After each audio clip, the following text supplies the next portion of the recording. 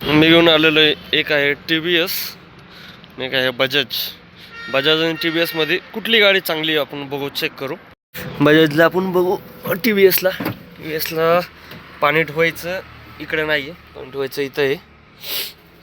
गाडीची स्पीड आहे टोटल 100. चार्जरचं इकडे दिलं आहे, पेट्रोलचे बटणं, हे साऊंडचं बी दिलं आहे याला पण. हे आहे बजाजचं TVSची, हे TVSची टाकी म्हणली तर सीटच्या खाली दिलेली आहे त्यांनी. आणि डब्बा बिब्बा कोण घेऊन येत असेल तर त्याच्यासाठी ठेवायला जागा दिली नाही आहे TVSने. कस्टमरला कम्फर्टेबलसाठी त्यांनी बऱ्यापैकी जागा दिली आहे, कम्फर्टेबलला जागा बऱ्यापैकी दिलेली आहे. मागं सेम आहे.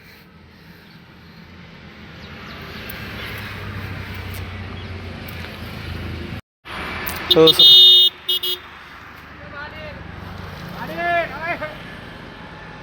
हे आहे बाहेरचं लुक TVSचं.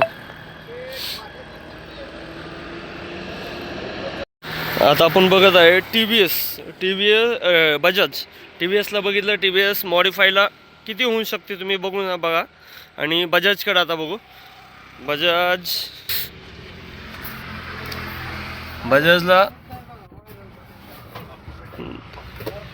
बजाजला फक्त 80ची स्पीड आहे. आणि बजाजमध्ये पेट्रोल कंपल्सरी टाकायला लागतं. खरी हे बजाजमध्ये रिलॅक्स बसता येतं, TVSमध्ये कम्फर्टेबल बसता येतं. बजाजमध्ये एवढं हे नाही, कम्फर्टेबल बजाजमध्ये पण आहे, पण TVSमध्ये जास्त बसायला बी जागा दिलेली आहे त्यांनी. आणि तर बजाजची बघू आपण पूर्ण. बजाजला मॉडिफाय चांगलं बऱ्यापैकी मॉडिफाय करू शकतो आपण.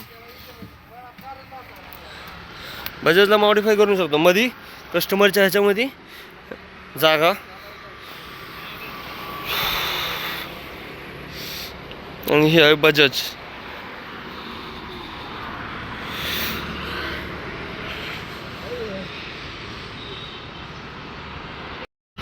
हे आहे बजाजचं इंजिन.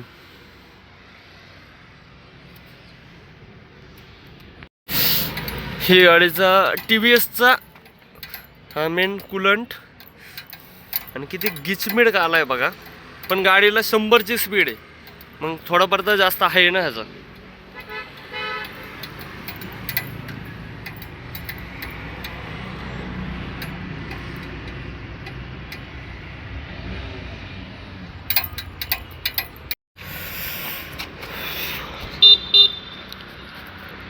मॉडिफाय जर केली, TVS चांगली दिसेल का बजाज चांगली दिसेल. बजाजमध्ये डबा ठेवण्यासाठी त्यांनी सीटच्या खाली जागा दिलेली आहे, स्टेपनी ठेवण्यासाठी सीटच्या खाली जागा दिलेली आहे.